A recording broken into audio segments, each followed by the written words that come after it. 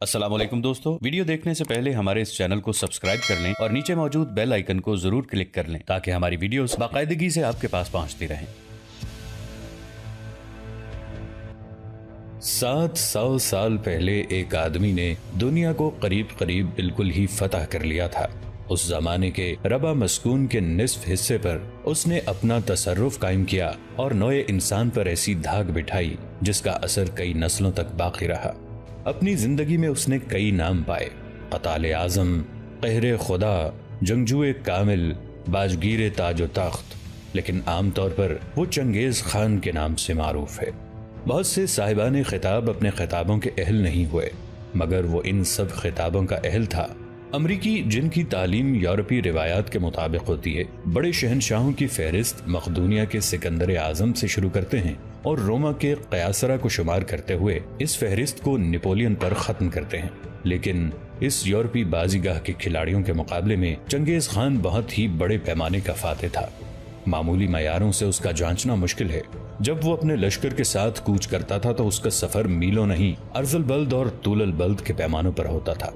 उसके रास्ते में जो शहर आते अक्सर हरफे गलत की तरह मिट जाते, दरियाओं के रुख बदल जाते, सहरा के सहरा सासीमा और लबे मर्ग पनाह गुज़ीनों से भर जाते, और उसके गुजर जाने के बाद उन इलाकों में जो कभी आबाद थे, भेड़ियों और करगसों के सिवा कोई जिंदा मखलूक बाकी न बचती। इंसानी जानों की ऐसी तबाही आजकल के इंसान के तखय्युल को शशदर कर देती है। हालांकि दूसरी जंग अजीम की तबाही के मनाजिर चश्मे तसव्वुर से ऐसे दूर नहीं। एक खाना बदोश सरदार चंगेज खान ने सहराए गोबी से खुरूज किया, दुनिया की मुतमद्दन क़ुव्वतों से जंग की और जंग में कामरान हुआ। ये सब अच्छी तरह समझने के लिए हमें 13वीं सदी ईस्वी की तरफ वापस लौटना पड़ेगा। उस जमाने में मुसलमानों का रासिख अकीदा था कि इस आलम असबाब व अशिया में ये गैर मामूली इनकलाब महज किसी माफौकल फितरत क़ुव्वत के ज़हूर से ही आ सकता था। वो समझते थे कि ये क़यामत के आसार हैं। एक मौर्रिख ने लिखा कि कभी इससे पहले मुगलों और नसरानियों के हमलों के नरगे में दारुल इस्लाम की ये हालत नहीं हुई। ईसाई दुनिया भी चंगेज खान की मौत के बाद मुगलों की अगली पुश्त के मुकाबले में इतनी ही सरासीमा और हैरान थी, जबकि खूंखार मुगल शाहसवार मगरबी यूरोप को रौंदते फिरते थे। आज हम उसी क़ताल आज़म, कहरे खुदा, जंगजुए कामिल और बाजगीर तख्त ताज यानी चंगेज खान की कहानी शुरू करने जा रहे हैं। सन 1218 ईस्वी के सरमा के आगाज का दिन था। चंगेज खान सहराई गोबी के शिमाली किनारों के पास बुलंद तरीन झील बेकाल के किनारे अपने मरकजी शहर कराकोरम में बैठा हुआ था कि उसके मुहाफिज दस्तों का एक सालार, जो बेहतरीन सालार था जिसका नाम बरमास था, वो चंगेज खान के खेमे के सामने नमूदार हुआ। खेमा आलीशान महल नुमा था। बाहर से चमड़े की चादरें थीं जिनके अंदर ऊनी कपड़ों का मोटा अस्तर था और उसके बाहर एक और दोहरा अस्तर रेशम का था। चंगेज खान को ताजीम देने के बाद मुहाफिज दस्तों का सालार सीधा हुआ और फिर चंगेज खान को मुखातिब करके कहने लगा, खाकान, 3 तरह के लोग आपकी खिदमत में हाजिर होकर आपसे मिलना चाहते हैं। एक समरकंद का ताजिर है, अपना नाम कोशान खान बताता है। दूसरा तिब्रिस्तान से ताल्लुक रखने वाला एक शख्स है जिसका नाम बदरुद्दीन है, और तीसरा 3 अफराद पर मुश्तमिल खलीफा बगदाद का एक वफ्द है। ये वफ्द पहले हमारे वजीर यलवाज से मिल चुका है, इसलिए कि ये वफ्द यलवाज के नाम भी एक पैगाम लेकर आया है। अब बदरुद्दीन, समरकंद का ताजिर कोशान खान और खलीफा बगदाद के कासिद हमारे वजीर यलवाज के साथ आपके खेमे से बाहर खड़े हैं। आप जिसे हुक्म करेंगे मैं पेश कर दूंगा। यलवाज खान चूंकि चंगेज खान का वजीर था, ये मुसलमान था और चंगेज खान उस पर बड़ा भरोसा और एतमाद करता था। अपने मुहाफिज दस्तों के सालार बरमास को मुखातिब करते हुए चंगेज खान ये कहने लगा, पहले यलवाज के साथ बगदाद से आने वाले वफ्द को पेश करो। चंगेज खान का ये हुक्म सुनकर बरमास बाहर निकल गया। थोड़ी देर बाद खेमे में चंगेज खान का वजीर यलवाज खलीफा बगदाद के 3 अफराद पर मुश्तमिल वफ्द के साथ पेश हुआ। हाथ के इशारे से चंगेज खान ने यलवाज को बैठने के लिए कहा और उसके एक तरफ वफ्द को भी बैठने का इशारा किया। चुनाचे वफ्द के वो तीनों अरकान बैठ गए। उसके बाद चंगेज खान अपने वजीर यलवाज को मुखातिब करके कहने लगा, क्या बगदाद का ये वफ्द खलीफा बगदाद की तरफ से हमारे लिए कोई पैगाम लेकर आया है? इस पर यलवाज मुस्कुराया और कहने लगा, ये पैगाम भी अजीबो गरीब है और लाए भी अजीबो गरीब अंदाज में है। इसके बाद यलवाज अपनी जगह पर खड़ा हुआ। वफ्द के अरकान में से उसने एक को पकड़ा जिसके सर के बाल पूरी तरह मुंडवा दिए गए थे। اسے پکڑ کر یلواج چنگیز خان کے پاس لے گیا، اس کا سر جھکایا۔ اس کے سر پر خلیفہ بغداد کی طرف سے ایک پیغام لکھا ہوا تھا۔ اس پیغام میں چنگیز خان کو ترغیب دی گئی تھی کہ وہ مسلمانوں کے سلطان علاء الدین خوارزم شاہ پر جس قدر جلد ممکن ہو حملہ کرے اور اس کی مملکت پر قبضہ کر لے۔ یہ خلیفہ بغداد کی سب سے بڑی خواہش ہے۔ اس پیغام اور طریقہ پیغام کو دیکھ کر چنگیز خان کچھ دیر تک مسکراتا رہا۔ اس کے بعد یلواج اور جس کے سر پر پیغام کندہ کر کے بھیجا گیا تھا، دونوں کو چنگیز خان نے نشستوں پر بیٹھنے کے لیے کہا۔ جب وہ بیٹھ گئے تب چنگیز خان نے یلواج کی طرف دیکھا، پھر کہنے لگا، تمہارا اس پیغام کے متعلق کیا خیال ہے؟ اس پر یلواج مسکرایا اور چھاتی تانتے ہوئے کہنے لگا، میں سمجھتا ہوں اس پیغام پر عمل کرنا چاہیے اور تاخیر سے کام نہیں لینا چاہیے۔ اس طرح شمال مشرق کے بعد جنوب اور مغرب کی طرف سے بھی ہماری مملکت محفوظ ہو جائے گی۔ چنگیز خان مسکرایا، پھر یلواج کو مخاطب کر کے کہنے لگا، بغداد سے آنے والے وفد کے ارکان کو اپنے ساتھ لے جاؤ، ان کی خوب تواضع اور آؤ بھگت کرو، ان کی حیثیت ہمارے شہر میں بہترین مہمانوں کی سی ہوگی۔ چنگیز خان کے ان الفاظ پر یلواج خلیفہ بغداد کے ان قاصدوں کو لے کر باہر نکل گیا تھا۔ اس کے بعد اپنے محافظ دستوں کے سالار برماس کو اس نے طبرستان کے شخص بدر الدین کو حاضر کرنے کا حکم دیا۔ جہاں تک خلیفہ بغداد کے وفد کے چنگیز خان کے پاس جانے اور علاء الدین خوارزم شاہ اور اس کی مملکت پر حملہ آور ہونے کا تعلق تھا، تو اس سے متعلق مورخین تفصیل کچھ اس طرح بیان کرتے ہیں کہ جب کوئی مسلمان فرمانروا تخت نشین ہوتا تھا تو خلیفہ کے نمائندے جشن میں شریک ہوتے تھے، اور فرمانروا کو دربار خلافت سے خلعت کے علاوہ پروانہ حکومت بھی عطا ہوتا تھا۔ خوارزم شاہ یعنی علاء الدین کو خلیفہ کی طرف سے نہ تو خلعت عطا ہوا نہ ہی پروانہ حکومت۔ چنانچہ علاء الدین خلیفہ کی اس حرکت سے سخت ناراض تھا۔ چونکہ باقی حکمرانوں کو وہ ایک ایک کر کے ختم کر چکا تھا، اس لیے اب وہ خلیفہ سے دو دو ہاتھ کرنے کا ارادہ رکھتا تھا۔ مزید برآں حج کے موقع پر جو شخص سلطان کی طرف سے حاجیوں کے قافلے کا سالار ہو کر گیا تھا، اس نے واپسی پر سلطان کو بتایا کہ حج کے موقع پر خلیفہ بغداد نے خوارزم شاہی پرچم کو قلعۃ الموت کے شیخ الجبل کے جھنڈے سے پیچھے رکھا تھا، جسے خوارزم شاہ نے اپنی بے عزتی اور اپنی توہین خیال کیا تھا۔ مورخین یہ بھی لکھتے ہیں کہ کچھ عرصہ پیشتر ایک ایسا موقع بھی آیا تھا کہ خلیفہ نے چند فدائیوں کی خدمت سلطان کے قتل کے لیے حاصل کی تھی، لیکن حسن اتفاق سے سلطان علاء الدین پر ان کا داؤ نہ چل سکا۔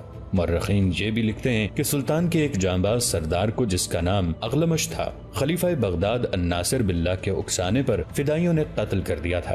اگرچہ ان میں ہر الزام اپنی جگہ بڑا وزنی اور سنگین تھا، مگر سلطان کی مصروفیتوں نے اسے موقع نہیں دیا تھا کہ وہ خلیفہ کا قرض چکاتا۔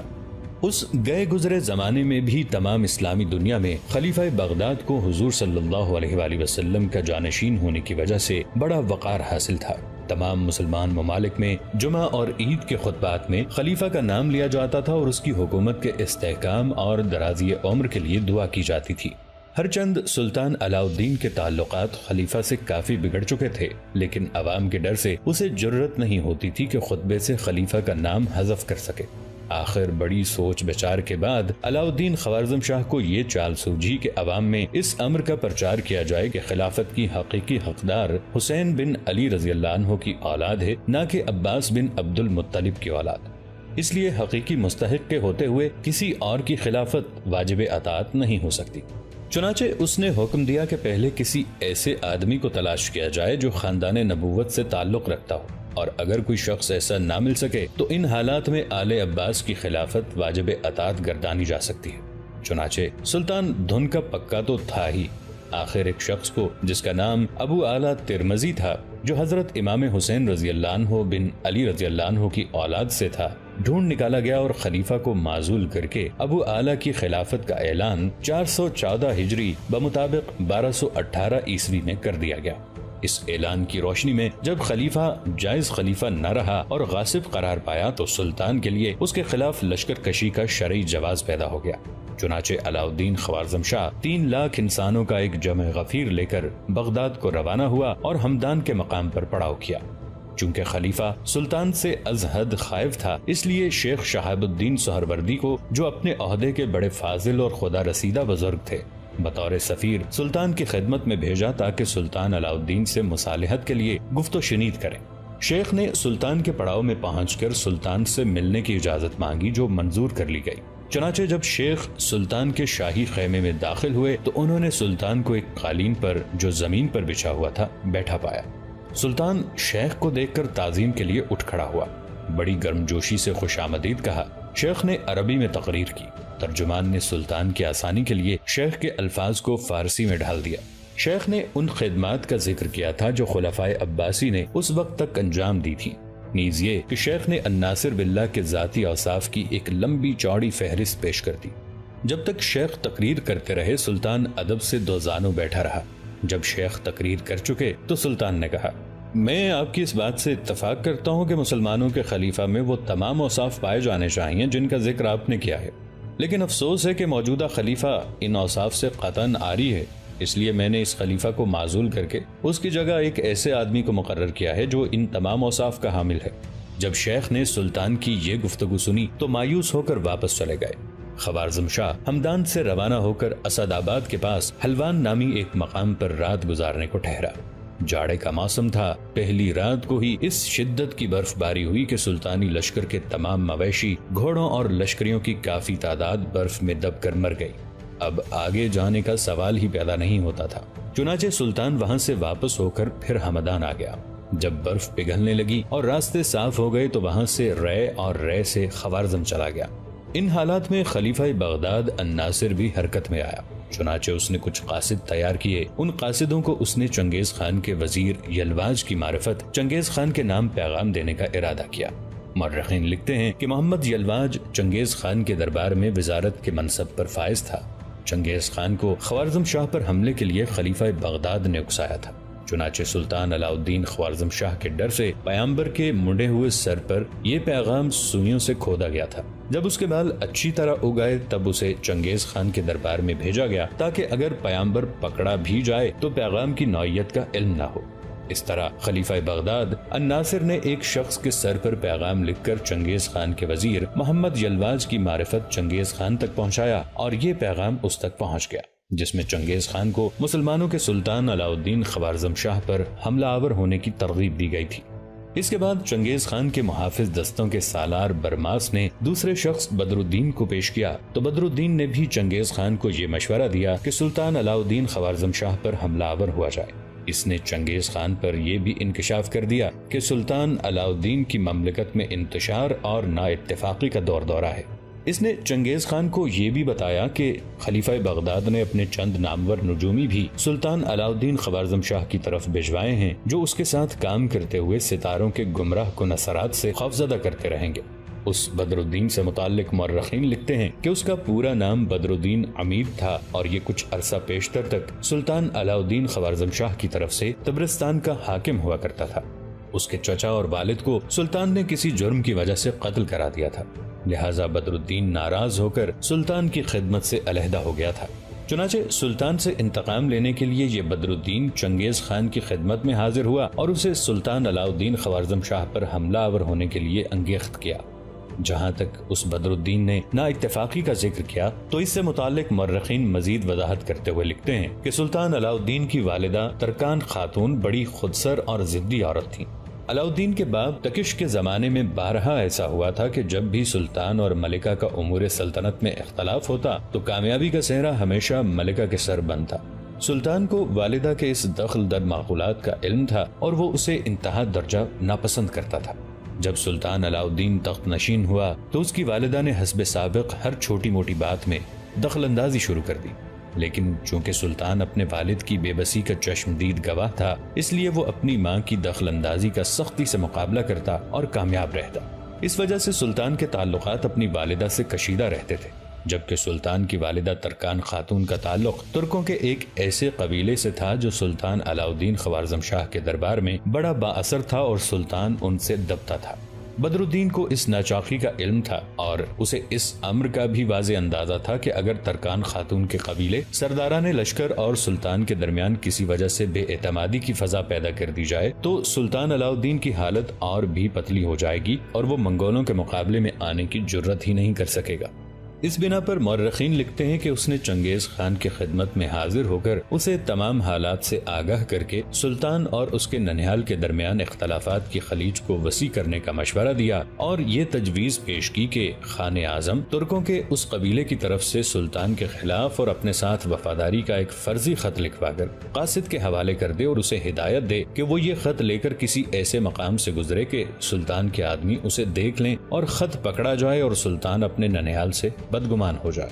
چنانچہ ایسا ہی ہوا۔ ننھیال والوں کو بھی خط کا علم ہو گیا۔ چونکہ انہیں اصل حالات کا علم نہیں تھا، لہٰذا وہ سمجھے کہ خود سلطان نے انہیں رسوا کرنے کے لیے جال سازی کی ہے۔ اس وقت تک وہ اس لیے سلطان کے ہم رکاب چلے آ رہے تھے کہ ان کی ماں ان کے قبیلے کی بیٹی تھی۔ اب جب یہ صورتحال پیدا ہو گئی تو انہوں نے یہ منصوبہ سوچا کہ رات کے اندھیرے میں سلطان کو قتل کر کے چنگیز خان کے لشکر میں شامل ہو جائیں، لیکن یہ منصوبہ سلطان کی خفیہ پولیس کی فرض شناسی کی وجہ سے ناکام ہو گیا۔ بدر الدین کو فارغ کرنے کے بعد چنگیز خان نے سمرقند کے تاجر کو پیش کرنے کا حکم دیا۔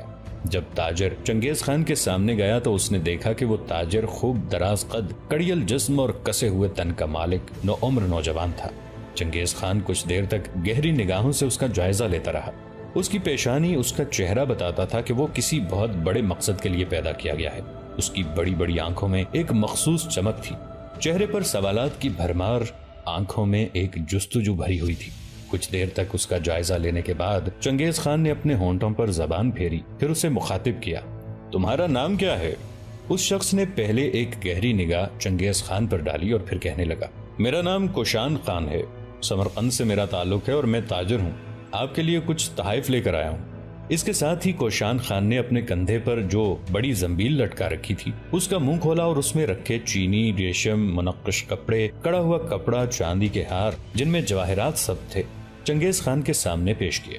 چنگیز خان کچھ دیر تک ان چیزوں کو دیکھ کر خوش ہوتا رہا، پھر تاجر کوشان خان کی طرف دیکھتے ہوئے کہنے لگا، میرا دل نہیں مانتا کہ تو تاجر ہے، نہ ہی تو سوداگر ہے۔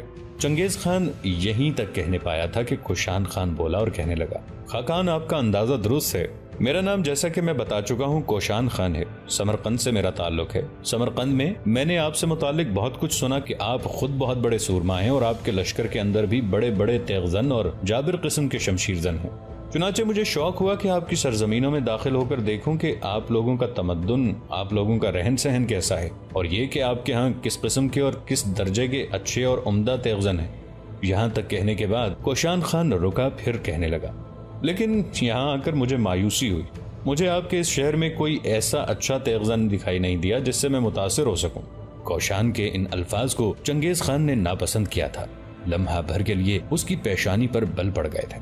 کچھ دیر عجیب سے انداز میں کوشان خان کی طرف دیکھتا رہا، پھر کہنے لگا، تمہارا اندازہ درست نہیں ہے اور تمہارا اندازہ ابھی تھوڑی دیر تک درست کیا جائے گا۔ اس کے ساتھ ہی چنگیز خان نے آواز دے کر اپنے محافظ دستے کے سالار برماس کو بلایا۔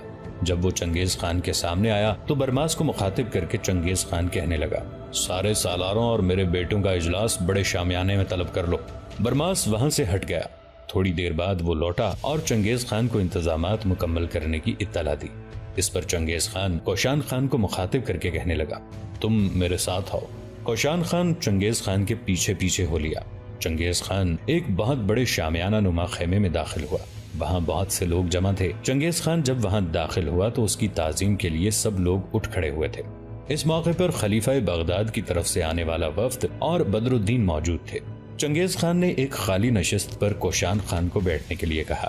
اس کے بعد پہلے وہاں جمع ہونے والے سارے افراد کی طرف چنگیز خان نے غور سے دیکھا اور پھر کہنے لگا، یہ جو لوگ میرے قریب بیٹھے ہوں ان میں میرا سب سے بڑا بیٹا جوجی خان ہے، اس کے بعد دوسرا بیٹا چغدائی خان، اس کے بعد میرا تیسرا بیٹا اغدائی خان، اس کے بعد میرا چوتھا بیٹا تولائی خان ہے۔ اس سے آگے جو سالار بیٹھے ہوئے ہیں ان میں سے ایک کا نام قنجار ہے، یہ میرا داماد بھی ہے۔